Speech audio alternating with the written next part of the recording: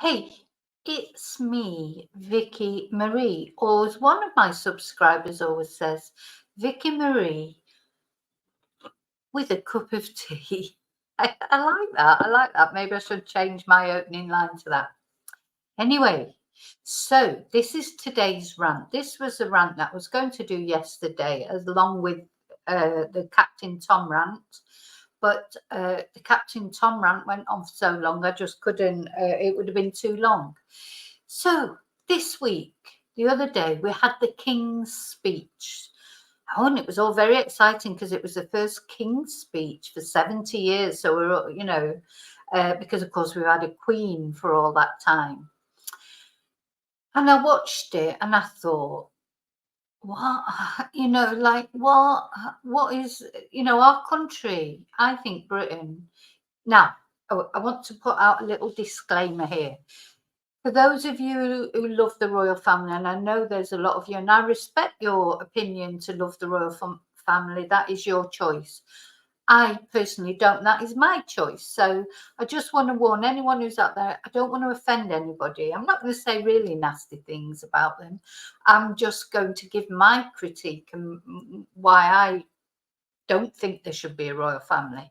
And I don't want to upset you. So if you're very, very royalist and you can't accept people's opposite opinion, you should click out. But please don't be offended. Okay, so now my problem with the royal family, I've never, I don't believe in ruling families. So, it's not just our royal family. I don't believe in any ruling family, it's like that's how you end up with your Prince Andrews and people like that. These people, they've not been voted in. They've not been voted in on merit. They've just been lucky that they've been born into that life, or unlucky. Some marry into it, realise it's bloody awful, like Diana and Meghan, and then get criticised for wanting to come out of it. It's like, anyway, I'm not here to sort of talk about that specific side of things, but yeah, it's like you're giving someone a job that they're not even, particularly talented or good at that job. They're brought up to it just to expect that they're better than everybody else. Everyone should kowtow to them, and in my honest opinion, as long as there is a royal family in Britain, Britain will never be a fair society. And of course, it's gone backwards now. It was getting better, wasn't it? It was getting better, and now we're going backwards, and we're going back to the divides have got bigger, the gap between rich and poor, etc. These lords and ladies and grace and favour, and it's disgusting. In my opinion, it's disgusting. And at the heart of it all is the royal family. Now, I had a lot of respect for the Queen because she was, whatever else she was hardworking. She didn't complain about things. I know they have normal lives. She had the normal problems that mothers have when their kids do things that they don't particularly agree with or whatever. She had all those problems, and she did not. She did apparently write that. God, I won't be alive when her journal is released, because I think it might be, I don't know, 70 years or even 100 years or whenever, the things that she wrote down every day. But oh my God, I would have loved to have read that to see her real thoughts about things. Now we've got Charles. Charles, I can't even call him King Charles, because then that always reminds me of a dog anyway, a spaniel. But now we've got him. He's a whiner, he's a moaner, he's not a nice person. He's got all these principles apparently, but you never see any evidence of it. And now he's king. I suppose he's not supposed to take sides on things, but if he doesn't do it, what is the point of him then? What is the point of him? And then he's with Camilla, who he's always been with, who he married Diana just as a brood mare to have children for him. He never loved her. He was always seeing Camilla. He loved Camilla. He should have married Camilla. He should have stood up for his principles and married Camilla. that was his choice. That was his choice. And, you know, I don't think he's as hardworking as the Queen was. Anyway, did a bit of work this week, didn't he? It just meant, so he got all dressed up. Camilla Camilla wore the same dress that she wore in the coronation. She's trying to save a bit of money, maybe. You know, in Spain, they rent outfits, the royal family. I'm going to talk about the Spanish royal family. There are a lot of other royal families in Europe that do things a bit differently. If we were to have a royal family, but we could do it differently. I think the opulence of the British royal family, it's like a dagger in people's chest, especially, you know, all those crowns and jewels and this, that and the other. They were all robbed. They were all taken from countries, you know, that weren't so lucky as we were. I just think they stand for something. It's outdated in my eyes, what they stand for now. We need a modern royal family. And that is what I think Spain has got. I'm not saying it's perfect, because it's not. I wouldn't have any royal family, but they've got it. And that's it. But they do things differently. I'm going to show you how they do the contrast. Anyway, so the main thing was, of course, the King's speech. This is a tradition that whoever the ruling government are, they give the king their manifesto, if you like. He reads out what the government are going to do. And I don't know if you watched it, but it seemed like a load. God, they were talking about it for ages. It was all the build up, all the preparation. He came along in his carriage, gold carriage. Just, you know, could have bought a lot of tents that for homeless people. Could melt it down and buy a load of tents. Oh gosh, can't have tents now because Suella Braverman's going to stop that. So, no, sorry. So you could have bought a load of cardboard boxes for the homeless people to sleep in. Anyway, and it was all this big build up, and oh my God, the build up. And it was just 10 minutes he spoke or something like that. There was nothing in this King's speech. There's hardly any proper, what's the word, manifestos, any proper pledges to what they're going to do. It was very, very thin on the ground, which has led to speculation that there may be an election earlier rather than later next year, maybe around May time, but it's only speculation. I hope so. I so hope so. Anyway, so let's have a look. Let's have a look at good old Charlie and Camilla.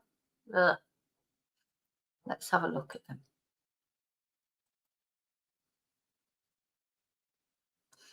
Just go back to the beginning. So this is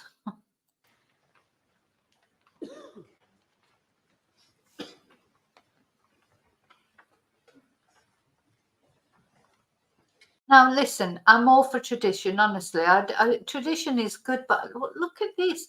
If we were watching some Banana Republic doing this, we'd be laughing and saying, "Oh, what they're doing that for?" You know. The other thing you've got to remember is that the world is watching us. We used to be so respected.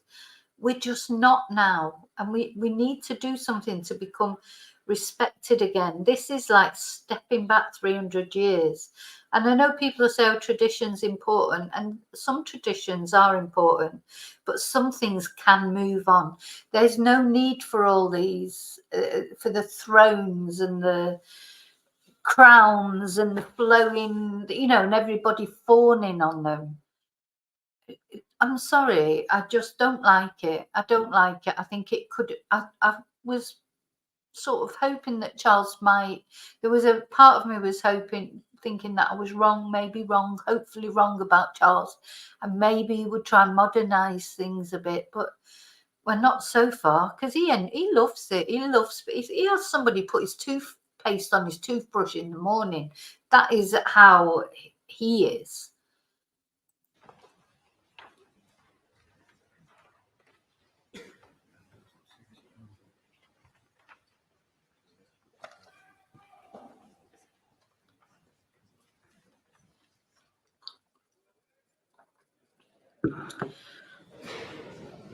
Now, all the politicians are coming now. So they all come in to watch this.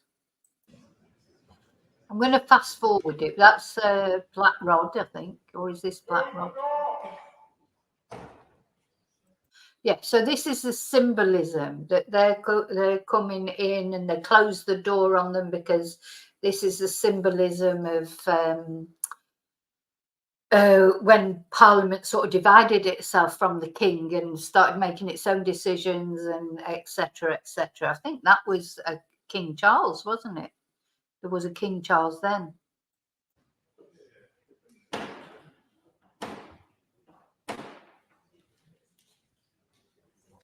Look at Matt Hancock over here in the corner. Can't believe he's even still there. I think he's stepping down, isn't it, the next election? But he wouldn't get voted in, would he? So,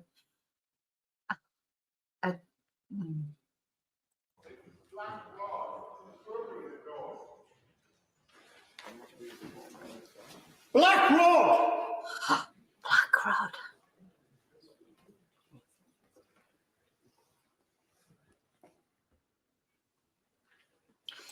Yes, we've got a female Black Rod now. Mr. Speaker, the King commands this Honourable House to attend His Majesty immediately in the House of Peers.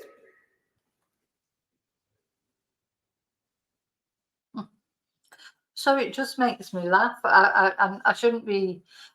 Now, they're all laughing, to be fair. No, it's Keir Starmer. He looked really serious all the way through. He takes it very seriously. You know, it just makes me laugh. I mean, when you think over this side of the house, out of all these Conservatives, at least sort of 45 of them are under investigation for sexual offences. So, you know, and then there's a couple on the Labour benches as well, but not like 40 odd like there is on that side. You just think, who are they? I think this is one of them here. This guy, I think that's Mark Francois. There's a lot of rumours swirling around about him. So anyway, we'll find out one day, maybe. Now, the other thing is we've got Lindsay Hoyle, who's the current speaker. I can't make my mind up about him. Sometimes I quite like him, other times I don't. Don't get me wrong, I do love traditions. There are traditions that I think are important, but this just looks, and you've got to imagine if you're watching this from another more civilized country, in my eyes, like if you're looking at it from you know, I have students of all different nationalities, and some of them come from countries that have royal families, like Sweden, etc. Their royal families are so much more low key, you know, and it just seems to me their political systems are more adult. Ours are it's like a Benny Hill show type thing, you know. It's all, I know it's tradition, but it's sort of, I don't know, it's all looks a bit laughable. I'm sorry. I hope I'm not. I know. God, I don't know whether I'm going to put this video out because I'm sure I'm offending people. But why hasn't this person got proper clothes on? See, and I do agree with like formality as far as suits and, you know, dressing appropriately. Anyway, let's see.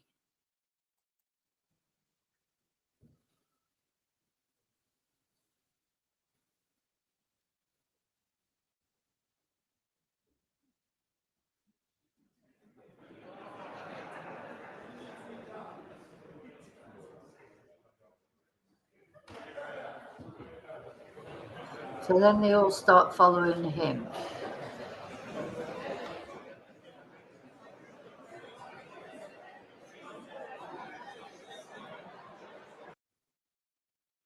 Now, it was quite funny because when Jeremy Corbyn was the leader of the opposition, and and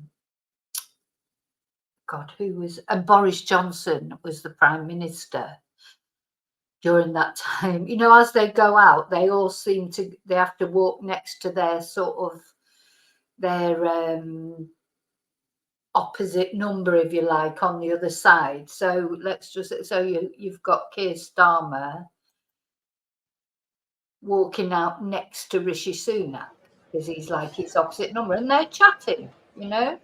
when it was Boris Johnson and Jeremy Corbyn, Boris Johnson was trying to chat, as you can imagine, and Jeremy Corbyn would not speak to him. I think you might see this with Suella Braverman and Yvonne, what's her name? Yvonne, I can't remember her surname. There's nobody on this side of the house who'll want to talk to Cruella Braverman, that's for sure. There are some people, I think, that are just so opposite, they just cannot meet in the middle. Anyway, off they go. I'm going to just fast forward to go into the other room where, there you go, there's Keir. Keir loves it, he does love it all.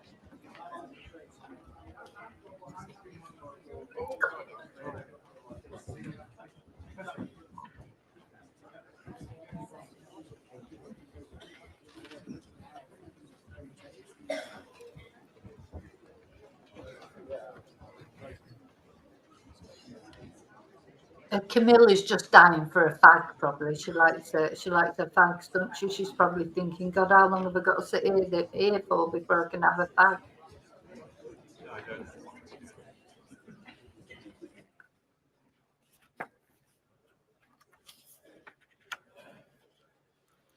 My lords and members of the House of Commons, it is mindful of the war in Ukraine have created significant long-term challenges. My lords and members of the House of Commons, it is mindful of the legacy of service and devotion to this country set by my beloved mother, the late Queen. Defendant Trump back on the stand, the fallout and the consequences of a fraud trial that is consuming him and his adult children, who have their roles under scrutiny at Trump.org. And sorry. My lords, pray be seated. Now, he mentions his mum, first of all, which is quite sweet. You know, at the end of the day, she might have been the Queen, but she was his mum.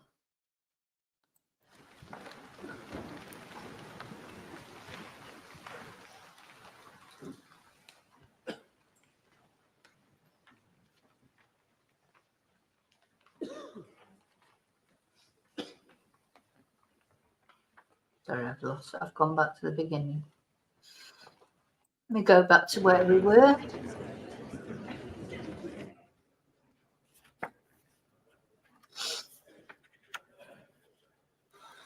My lords and members of the House of Commons, it is mindful of the legacy of service and devotion to this country set by my beloved mother, the late Queen, that I deliver this, the first King's speech in over 70 years. He never looks very happy, Charles, does he? He always strikes me as a very sort of whingy sort of person who's always whinging about things, complaining about things. I don't know if you know, but he and Camilla, they can't even live together because they live in separate houses because he's just difficult to live with, apparently. So, you know, I mean, I don't know. I mean, I suspect we're all difficult. We all get used to our own ways, don't we? But yeah, look at the crown, look at the jewels, look at, I don't know, it's like from a bygone age. It always this reminds me of the scene from Blackadder. The impact of COVID and the war in Ukraine have created significant long-term challenges for the United Kingdom. That is why my government's priority is to make the difficult but necessary long-term decisions to change this country for the better. My minister's focus is on increasing economic growth and safeguarding the health and security of the British people for generations to come. My government will continue to take action to bring down I think Keir's just dreaming of the day that it'll be his manifesto, that the King, hopefully next year, I think it's every year, isn't it, the King's speech? Hopefully it'll be next year that it's Keir's manifesto. You may not hope that, but I hope so. We've got that, you know, we just can't go on with this government much longer. But Keir's probably dreaming of that. Little Richie Rishi, he'll be thinking, oh, I could buy that crown. You know, because I just don't even understand why he even wants to be prime minister. It's like he's just paving the way for him and his rich friends, changing the laws in the favour of the rich, giving opportunities to his wife and different, you know, it's awful, actually. Anyway, but yeah, Keir, he looks, hopefully next year it'll be his that he's delivering. Inflation to ease the cost of living for families and help businesses fund new jobs and investments. My ministers will support the Bank of England to return inflation to target by taking responsible decisions on spending and borrowing. There's the Chancellor These of the decisions Exchequer. will help household finances, reduce public sector. So Jeremy Hunt, the Chancellor of the Exchequer, he's standing down at the next election. So whatever happens, even if the Tories win again, he won't be. He's standing down as an MP. He's got enough money out of it by now. Because he made a big mess of the National Health Service as well. That was his previous cock-up. Debt and safeguard the financial security of the country. Legislation will be introduced to strengthen the United Kingdom's energy security and reduce reliance on volatile international energy markets and hostile foreign regimes. This bill will support the future licensing of new oil. Hostile regimes, like Russia, like we've got a lord in the British House of Lords who's Russian. Do you mean like Russia? Now, just watching this, it doesn't look very well, Charles, does he? It doesn't actually. I don't think he's going to last quite as long as the Queen did. You know, she lived till she was nearly 100. Just get the feeling looking at Charles, I don't think he's going to last quite as long as that. But I could be wrong. And gas fields, helping the country to transition to net zero by 2050 without adding undue burdens on households. Alongside this, my ministers will seek to attract record levels of investment in renewable energy sources and reform grid connections, building on the United Kingdom's track record of decarbonising faster than other G. So he's the leader of the Lib Dems, isn't he? His name escapes me because the Lib Dems, unfortunately, the Lib Dems, they shot themselves in the foot, didn't they, with the pact between David Cameron and Nick Clegg. I don't think they will ever really recover from that. Ed Davey, that's it, Ed Davey. G7 economies. My government will invest. Having said that, they're still very important because they can whoever wins the most seats in the next election, they can join with them to get bills through and things if nobody wins an overall majority. So they're still important, you know, they've got an important role. In Network North to deliver faster and more reliable journeys between and within the cities and towns of the North and Midlands, prioritizing improving the journeys that people make most often. You know, when you look at the crown as well and all the jewels, I mean, at the end of the day, we don't have, they haven't come from Welsh coal mines, you know, they've come from abroad. You know, and people, those countries are starting to want them back. So that'll be interesting to see what happens. My ministers will strengthen education for the long term. Steps will be taken to ensure young people have the knowledge and skills to succeed. So that is Gillian Keegan. She's the education minister. This guy here, I think he's the leader of the SNP, the new leader of the SNP in Westminster. So he's the one that represents the SNP in Westminster. And look at this one here. Look at her. She's dreaming of being the Prime Minister. That's why she's gone so right-wing, is what she's tried, because there's a party, the Reform UK, which is, you may know or may not know about, but they took a lot of votes in the the recent by-elections. So the thing is, the Conservative Party has swung so far to the right. She, that's what she's trying to do, is attract the right wing. That's why she's saying all these controversial things. It's deliberate. She's not doing it, by accident. She's doing it because she's got an eye on being the Prime Minister. Oh my God, could you imagine? Just can't imagine her being Prime Minister. Of the advanced British standard that will bring technical and academic routes into a single qualification. Proposals will be implemented to reduce the number of young people studying poor quality university degrees and increase the number undertaking high quality apprenticeships. Yeah, now what does that mean? Is that what make it more difficult to poor quality degrees and increase apprenticeships? They'd be sending children up chimneys next. Everything's gone backwards. We had a good education system. Britain was respected for nearly everything. 20 years ago or whatever, we had so much respect around the world, and now we are, and believe me, we're just laughed at, and we've got no proper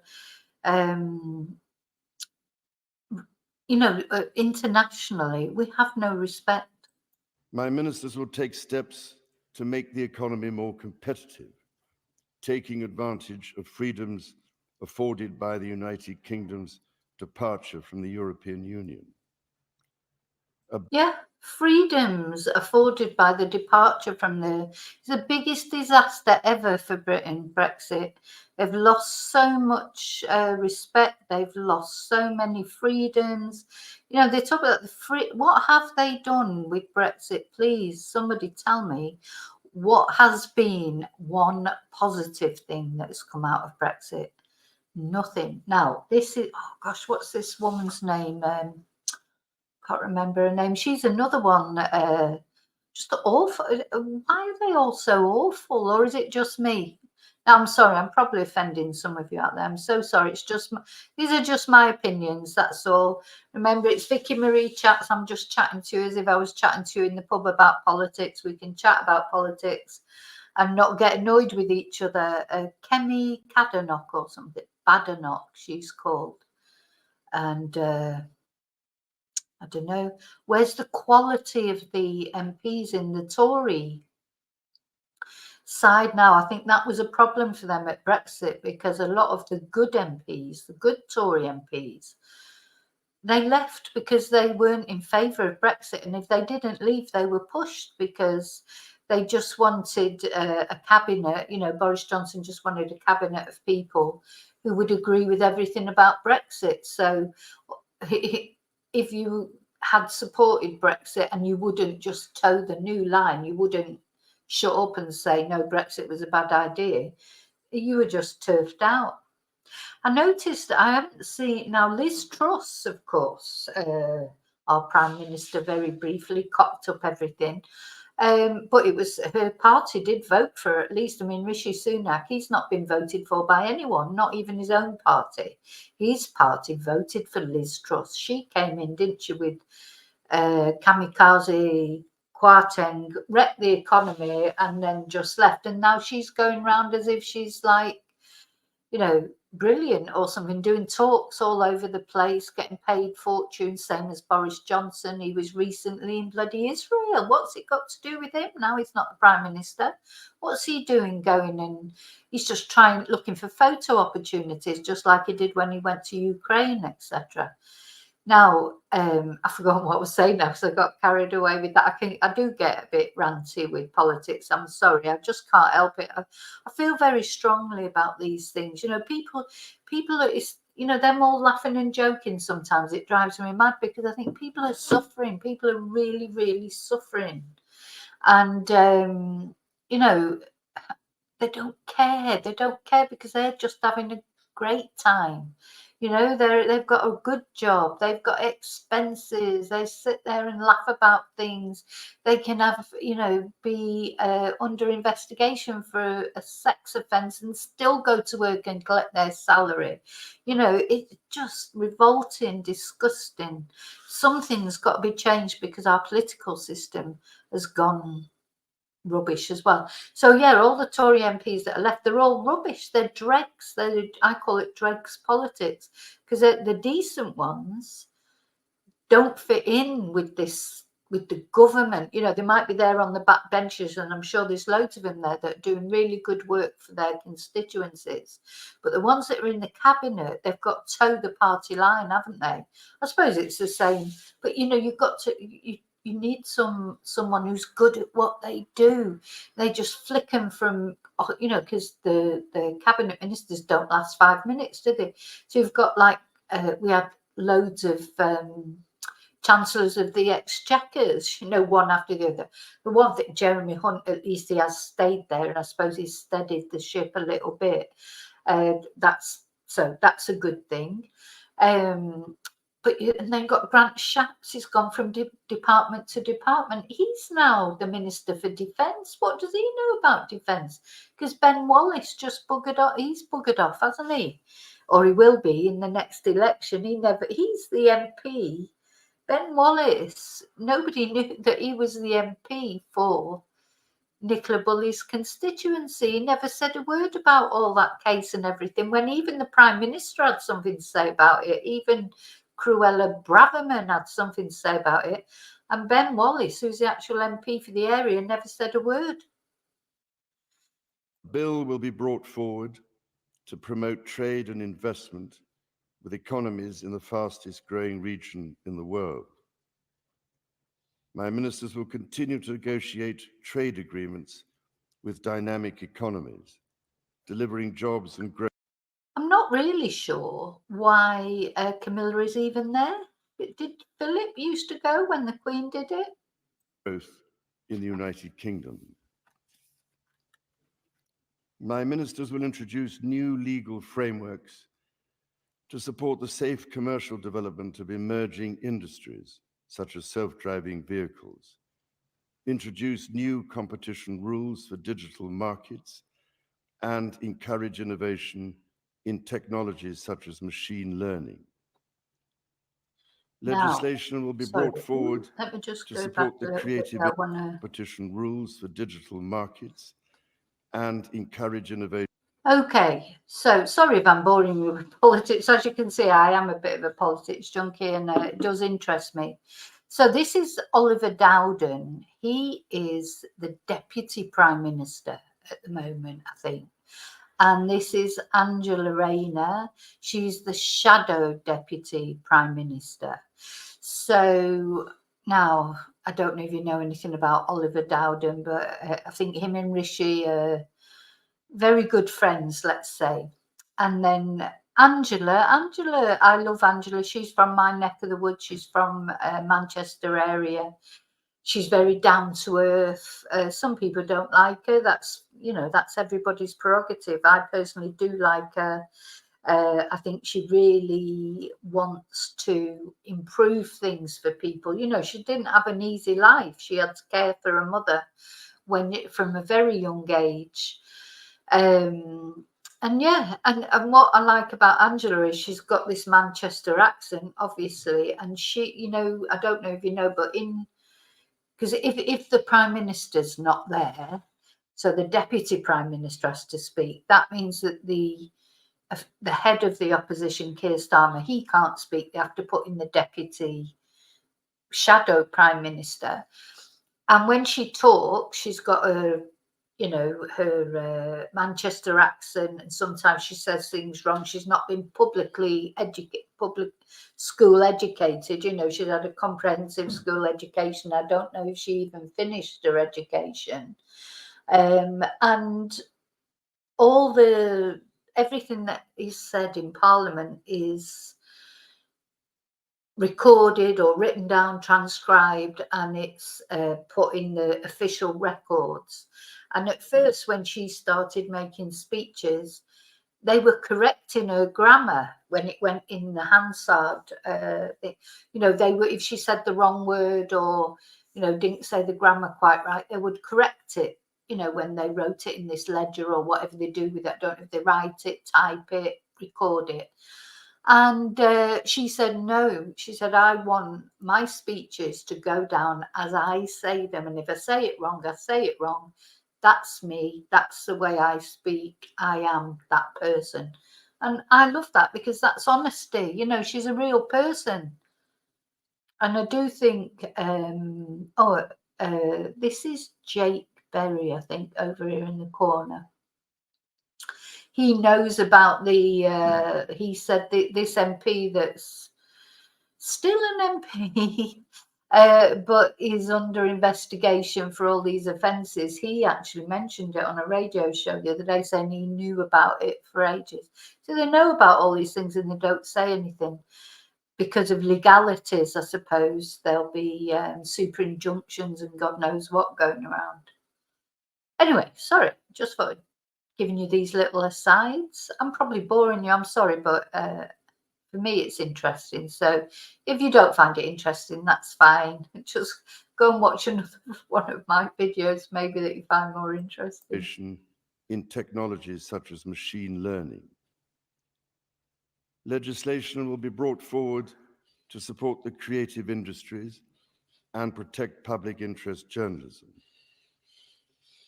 Proposals will be published to reform welfare and support more people into work. My government will promote the integrity of the Union and strengthen the social fabric of the United Kingdom. Yeah, whatever. Working with NHS England, my government will deliver its plans to cut waiting lists and transform the long-term workforce of the National Health Service. This will include delivering on the NHS workforce plan, the first long-term plan to train the doctors and nurses the country needs, and minimum service levels to prevent strikes from undermining patient safety. Record levels of investment are expanding and transforming mental health services. Well, mental health services need transforming. It takes about a year to get an appointment for mental health issues, I think, in Britain at the moment. It's terrible. Anybody know why? I'm not sure why his cloak is sort of clipped there. Maybe it's just so that he's free to read off the paper. Yeah. But yeah, mental health services need a lot of work in England. Britain. To ensure more people can access the support they need. My government will introduce legislation to create a smoke-free generation by restricting the sale of tobacco. Now, yeah, what do you think about this? So, I mean, I don't smoke. I used to smoke. You know, so this doesn't affect me at all. But it'll affect if I ever have any grandchildren. I suppose it'll affect them. I obviously would prefer that they didn't smoke. But yes, he's a bit sneaky. They call him the snake in his own party. He's a bit snaky, a bit sneaky. Rishi is very down on homosexuals or anything like that. You know, he's really, like, he probably doesn't smoke. Now, the thing is, he probably doesn't drink either because of his religion. So will that be the next thing? We're going to be an alcohol-free generation. Is he controlling? How do you look at it? Do you think it's a good thing? That because what he's going to do is lower. What do? Lower the age. How do they do it? So they keep. So at the moment, I think you've got to be. Have you got to be 18 to buy cigarettes? They're going to keep changing it, putting it up, putting it up, putting it up. So in the end, it won't be legal for anyone to smoke. What do you think about that? Do you think that that's a good idea?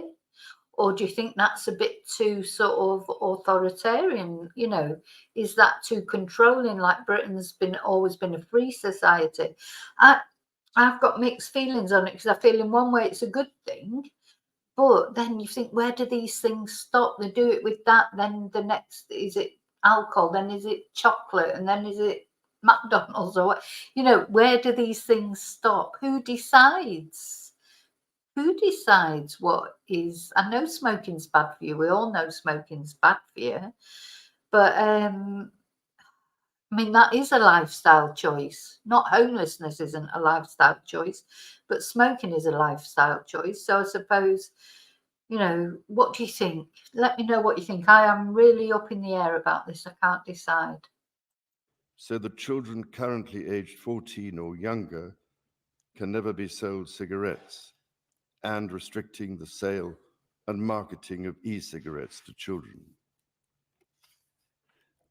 My ministers will bring forward a bill to reform the housing market by making it cheaper and easier for leaseholders to purchase their freehold and tackling the exploitation of millions of homeowners through punitive service charges.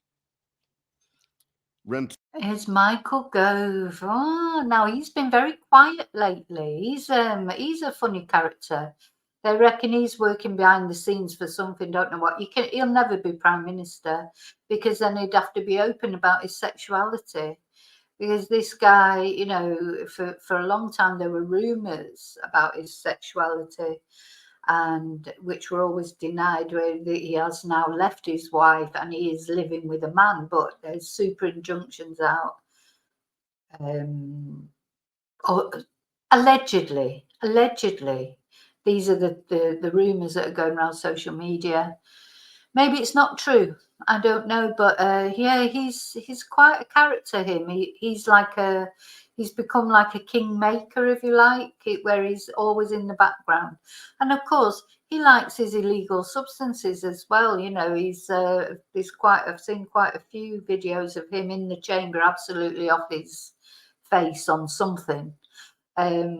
So yeah, he's an interesting character. Be interested to see what happens in the next election, if he stands down or is he going to carry on being an MP. Yeah, very interesting character he is. Renters will benefit from stronger security of tenure and better value, while landlords will. P.S. I don't care about his sexuality. I just don't like people pretending to be something they're not. You know, could do a lot more for people if he came out, if he is allegedly. You know, he could do a lot more for people that way by, you know, just being open about it. Benefit from reforms to provide certainty that they can regain their properties when needed. My government will deliver a long-term plan to regenerate towns and put local people in control of their future. Legislation will be brought forward to safeguard the future of football clubs for the benefit of communities and fans. A bill will be introduced to deal with the scourge of unlicensed pedicabs in London. Unlicensed what? My government is committed to tackling to safeguard the future of football clubs for the benefit of communities and fans. A bill will be introduced to deal with the scourge of unlicensed pedicabs in London. Unlicensed pedicabs.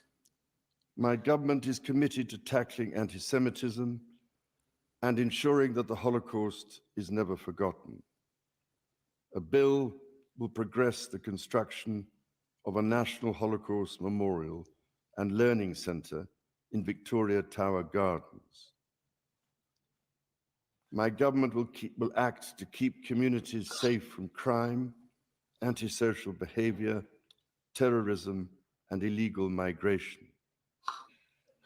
Now, don't know about you, but I think communities now, you know, people are terrified because they can't get a policeman to come out or a policewoman. They can't, you know, and the police have deteriorated so much, haven't they? And there's, you know, very little respect for them for those reasons. And that's because of her and because of this party, where she's at war with the police now as well. So, you know, the police, you know, don't get me wrong, I'm not criticizing all the police, but the police themselves, You know, they need to stand up against the bad apples that are in there. You know, there is this institutional problem and they have to acknowledge it and try and fight it themselves, you know.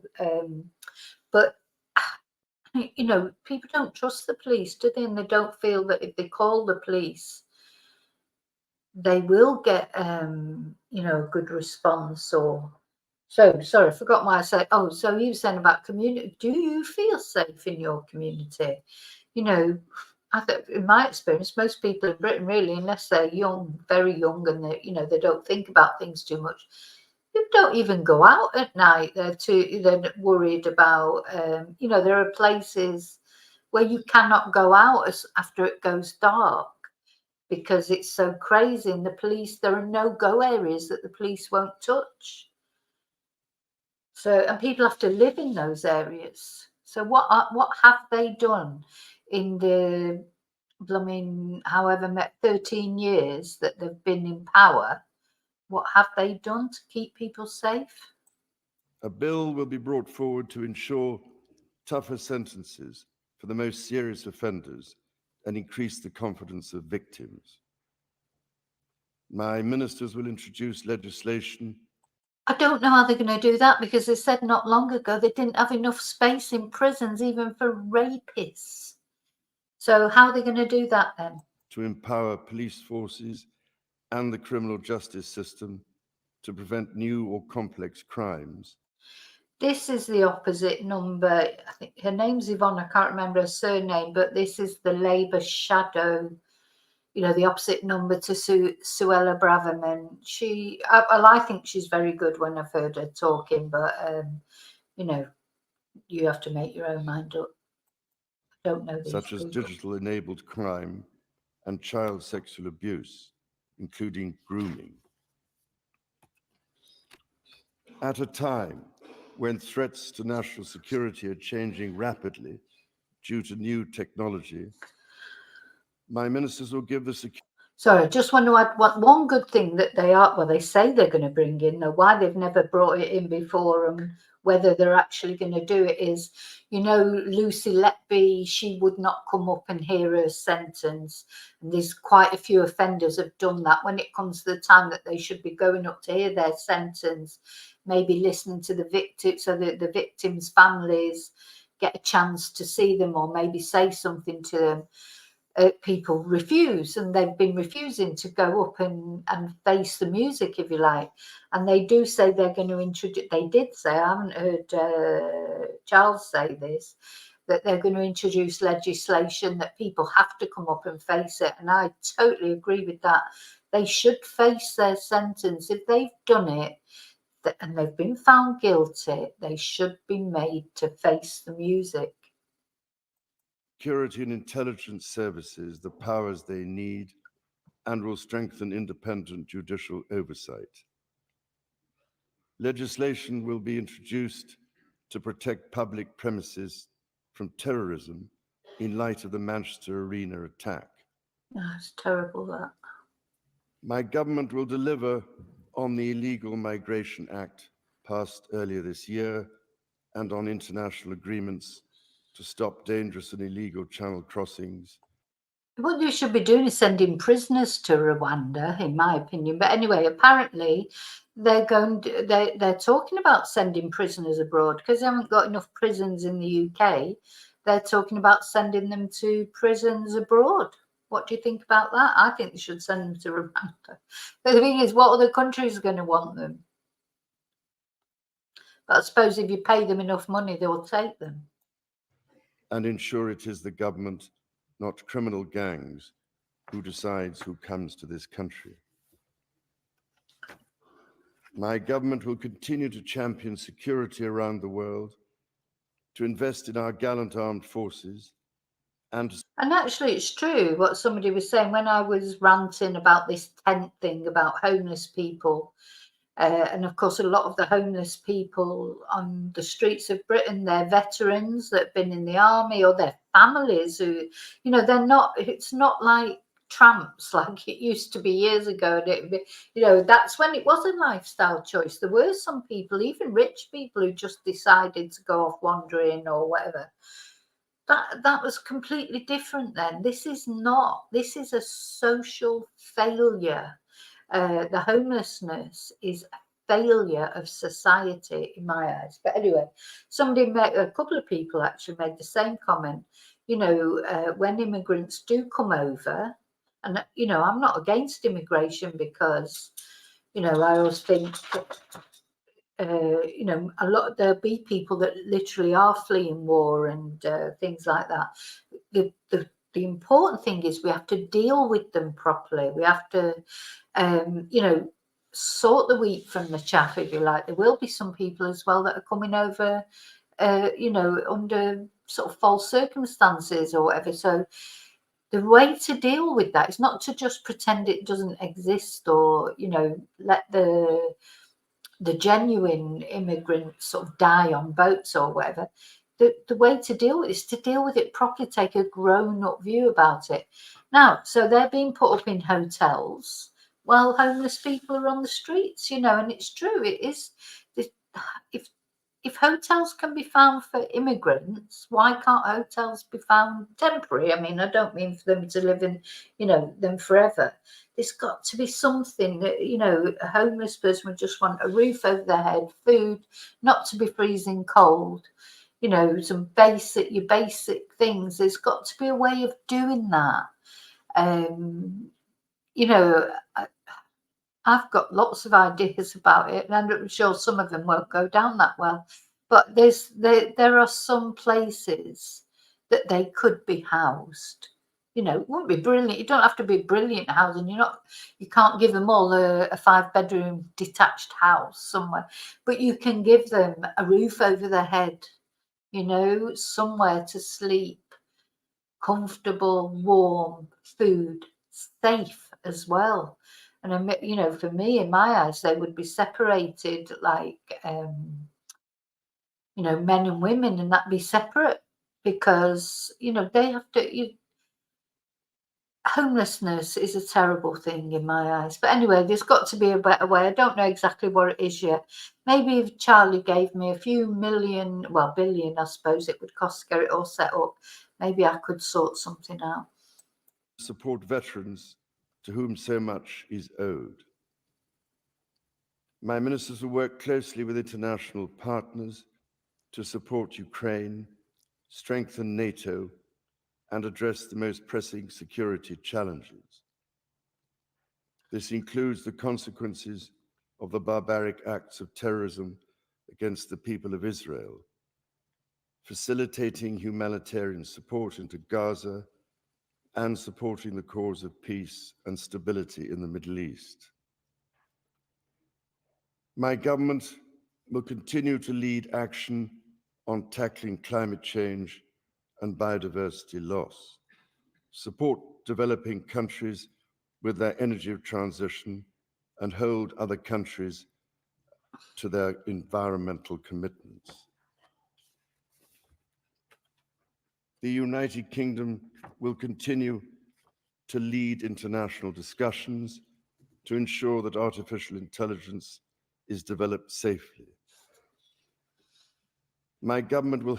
Now, I nearly did a rant on that the other day, because I don't know if you saw that Rishi invited Elon Musk, didn't he, over, and he said, oh my God, he was practically, oh, he loves Elon Musk, you know, there's a man with more money than me. You know, it was horrible. He was fawning all over him. And I personally found it really uncomfortable. All the things at the time that were going on, like the wars, like they're talking about, and whatever, and he's there chatting up at Elon Musk. Elon Musk is like the king of the world now, isn't he? You know, because he's got so much money. He owns Twitter. He's you know, he's just too much. And then, so Elon Musk did this sort of tour of a few different countries, talking, you know, and they're all fawning over him. And I do think Rishi Sunak, he only respects anyone with loads of money. He's all about the money. He doesn't care about the average person. He could not give a SHIT about normal people. He, you know, it's just like, oh, you know, they're minions to him. Anyway, I found it uncomfortable. I watched it and I just felt like, you know, he was almost like got a crush on Elon Musk. It looked to me, he was so, you know, just loved him. And of course, he looked dead titchy next to him because he's only little inty and Elon's quite a big guy. And Elon Musk the next day put a tweet. I felt like he was taking the mickey out of all the politicians he'd been to see, because he put, I wonder if I can find it. Mind you, he tweets so much, I probably won't be able to find it. Let's see if I can find him. Elon Musk. He does tweet quite a lot, Elon, doesn't he? Likes his tweets. I think he bought Twitter just because he likes it. I don't know. Anyway, he put a tweet out. Let's see if I can find it. I felt like it was taking the mickey of all of them, to be honest, because November the 6th, I wonder now. Yeah, it was about around this time, I think.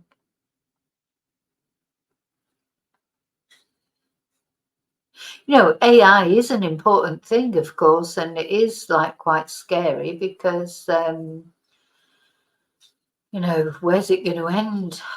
Where's AI going to end? Who knows? Oh, I think he's taking it down. Is he taking it down? He's got a little video there of him. Here it is. Right, I'm going to show this. So look, this was the tweet he then put out the next day. Sigh, November the 2nd. We declare that AI poses a potentially catastrophic risk to humankind. He's got UK, EU, China, US, and I cannot wait to develop it first. That is definitely taking the mickey, I think. You know, what do you think? Elon, he likes to, you know, he knows how important he is. But look, UK, EU, China, and US, we declare that AI poses a potentially catastrophic risk to humankind, and I cannot wait to develop it first. I'll just show you the little, I think there was a little video. Well, good evening, everybody. Welcome. Elon, thanks for being here. Thank you for having me. We feel very privileged. We're excited to have you. Right, so I'm going to start with Yeah, some I questions and bet. we're going to open it up. Let me get straight. Now, obviously, I'm not going to play this whole video because it's 51 minutes. But yeah, Rishi's just got a bit of a crush on Elon. Into it. So Bill Gates said, there is no one in our time who has done more to push the bounds of science innovation than you. Well, it's kind of good to say. Yeah, well, that's it. That's a nice thing to have anyone say about you. Nice coming from Bill Gates. But oddly enough, when it comes to AI, actually, for around a decade, you've almost... Yeah, so you can watch that on Elon's Twitter if you want to see the whole thing. So let's go back to this. Nearly finished now. Host the Global Investment Summit, the European Political Community, and the Energy Conference, leading global conversations on the United Kingdom's most pressing challenges.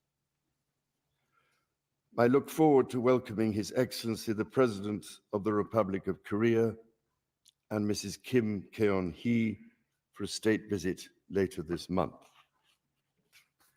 Yeah, that's quite interesting. He's got the Korean pick. Well, we'll see what happens there. My government will, in all respects, seek to make long-term decisions in the interests of future generations.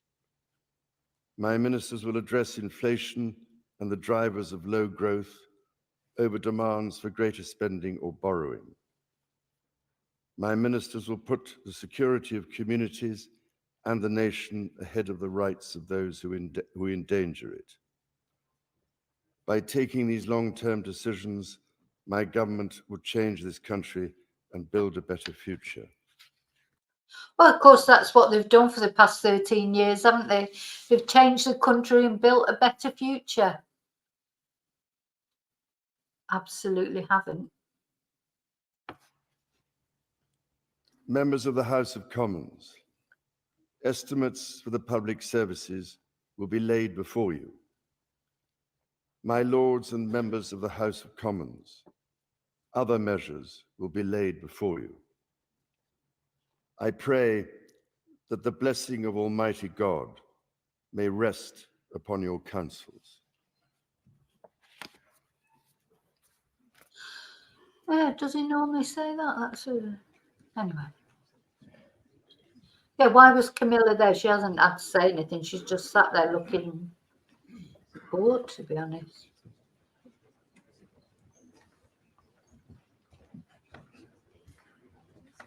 She doesn't look very happy either. They don't look happy, do you?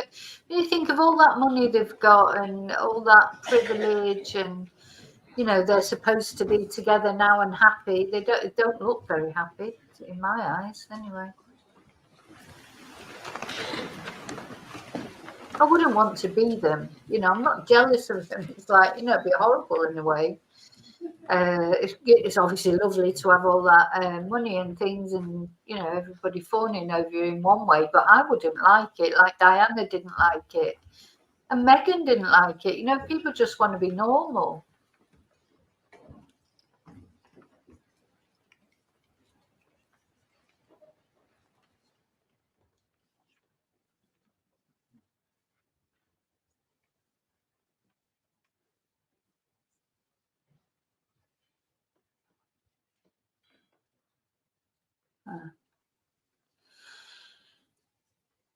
Okay, there you go. So, what did you think of it? What did you think of the King's speech?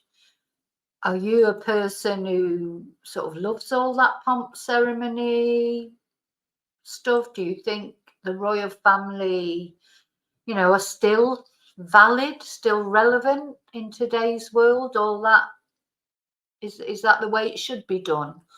Or do you think, so I want to show you the way they do it in Spain, where they do have a royal family. Now, I don't know how much you know about the Spanish royal family, but basically what happened was, of course, Franco, after the Civil War, Spain didn't get involved in the Second World War because they were having their own war, weren't they? They were having a civil war. And Franco won, and he made Spain a republic. You know, they removed the royal family. But when Franco knew he was dying, he then trained up King Juan Carlos to rule when he died. So he brought, it's funny really, isn't it? He got rid of the royal family and then he brought them back. And but what he didn't realise was as soon as he died, King Juan Carlos declared that he wanted Spain to be a democracy because it hadn't been a democracy for all that time. So this was in the 70s, wasn't it? 79, I think. So King Juan Carlos declared a democracy, and everybody loved him at that time. He was the young king, he was handsome, he was, you know, all in favour of democracy. So he created a constitutional monarchy similar to what we've got in Britain, where Parliament rules really or governs, but you've got this head of soft power, you know. And the only argument I think there is for having a royal family, that is that you've got a head of state that is not political in any way, so that you can deal with, you know, they can invite over even dignitaries from countries that normally we don't agree with politically. It's a sort of apolitical figure. That's not a bad thing, I think. So that's the one concession that I would give to the royal family. And the Queen was very good at that, wasn't she? You know, and she was very good during in the resolution of the Troubles, the Northern Ireland. You know, the Queen was good at sort of, what's the word I'm looking for? Reconciling people, etc. So maybe that's an argument for it, and that's what it is in Spain. So you've got the royal family, and we had Juan Carlos for such a long time, but unfortunately that all went wrong. He did a lot of silly things in the later years of his reign. So he started off as like the golden child of Spain and ended up in disgrace. and is in self-imposed exile, because if he returns to Spain, he will be arrested and spend the rest of his, because he embezzled money. There was lots of things. So his son now has become king. So I'm just going to show you some pictures of the coronation. See the difference between this coronation and our coronation, and also what happens with the ladies in the Spanish. They rent dresses for these occasions, and they're nothing like the dresses like that Camilla was wearing or whatever. There's not so much pomp and ceremony. This to me is a modern royal family. I would, you know, as I say, I probably wouldn't want any royal family, but if I could have a royal family, you know, choose one. This modernity, and the Swedish royal family is similar. A lot of the European royal families have this modernity about them. Anyway, let's have a look. So this is our king, King Felipe VI, King Philip. And of course, the Spanish royal family are related to the British royal family. King Juan Carlos, there was a big scandal because he went to the Queen's funeral. Well, he's a wanted man. So the Spanish were going mad, saying, why was he allowed to come back to Europe? Because I think he's in Abu Dhabi or something. I'm not sure exactly where he is, but he's in a country that hasn't got extradition with Spain, so that he can't be arrested. But he went to the Queen's funeral in London. So it was a big scandal in Spain. Why was he not arrested when he was in a European country and that has got extradition with Spain? Anyway, he wasn't. But they travel separately because Felipe, who's his son, they don't speak. So him and his father don't speak. So this is our king. This was the official ceremony, and you can see he's got a few medals here and there. I don't know what significance of that is. No crown. With his wife, Queen Letizia, and his two daughters at his side, the 40s. So here's Letizia, his wife. So you can see they're dressed up formally, but it's nothing like the British. 6-year-old pledged to unify the country and to work with its political leaders. So they have a crown, but they don't wear it. They don't wear the crown. It's just a symbol.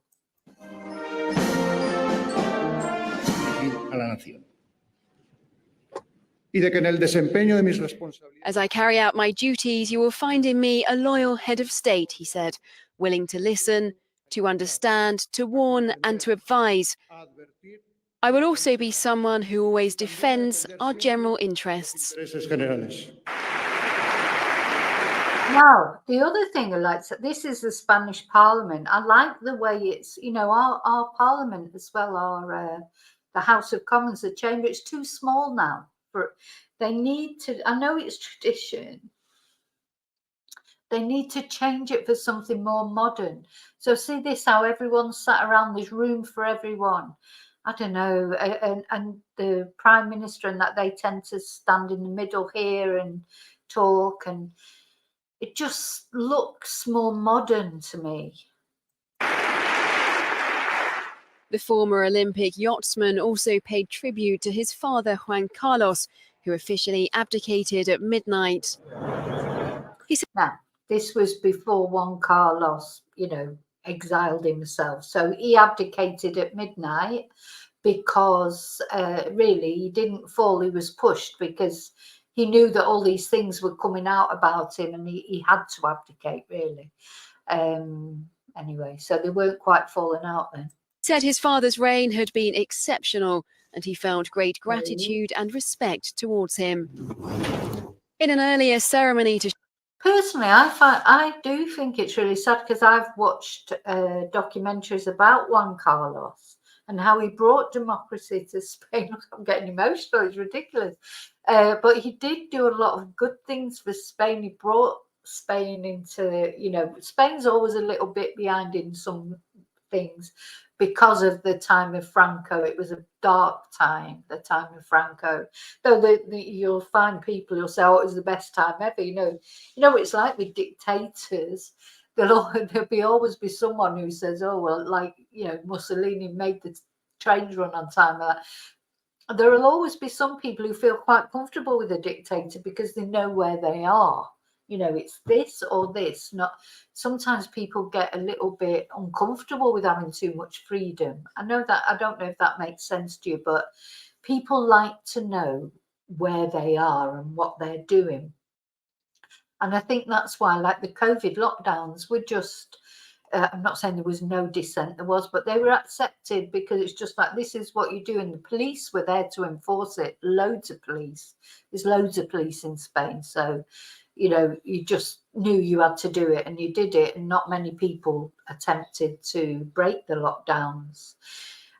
So this lady here is his wife. She's she's still in Spain.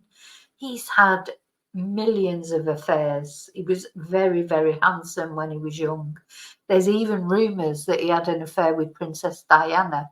I don't know if that's true or not, because Charles and Diana and the kids used to go and visit them in the summer in their holiday home in, I think it's in Mallorca or somewhere, but anyway, wherever it was. So, you know, she is still technically the queen, if you like, or the, I suppose, I don't know if they call her like the queen mother. I don't know what they call her. So it's a shame that he ended up doing such stupid things, and that, you know, he went off elephant hunting in the middle of the recession when Spanish people didn't even have, you know, food on the table and what have you, and he was jetting around the world shooting elephants. So, you know, people didn't like that. One, because he shot an elephant, and two, it's like, where are you getting that money from, you know? So, but it's a shame because he did do a lot of, but his legacy will get forgotten because of all the bad things from the end of his reign. The good things that he did at the beginning of his reign will be forgotten, which is a shame. To show the transfer of power, Juan Carlos symbolically took off his red sash, signifying his role as head of Spain's military, and put it around his son's waist.